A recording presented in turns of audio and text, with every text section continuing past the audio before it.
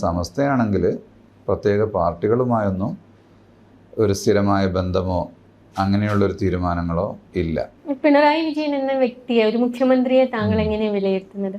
നല്ല കമാൻഡിങ് പവറുള്ളൊരു മുഖ്യമന്ത്രിയാണ്, നല്ല വിനയ സ്വഭാവമുള്ള ഒരാളുമാണ്. ഇത് രണ്ടും ഉണ്ട്. എന്താ വേണ്ടത്? അതെ. ഇപ്പൊ LDF പിന്നെ മൂന്നാമതും വരും എന്നുള്ളൊരു നെറേറ്റീവ് പൊതുവെ കേൾക്കുന്നുണ്ട്.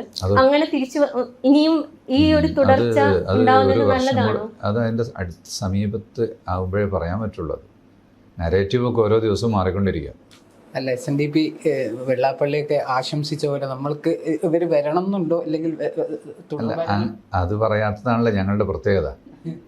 ഞങ്ങളത് ഒരു കാലത്തും പറയില്ല. ഞങ്ങൾക്ക് അതിനെക്കുറിച്ചുള്ള വ്യക്തമായ പഠനം ഉണ്ടാകും. ഞങ്ങൾക്ക് പൊളിറ്റിക്കൽ അഫയേഴ്സ് കമ്മിറ്റി ഉണ്ട്, അതിനുള്ള റിസർച്ച് ഉണ്ട്, തീരുമാനങ്ങളുണ്ട്. അത് അതിൻ്റെ വഴിക്ക് നടക്കും.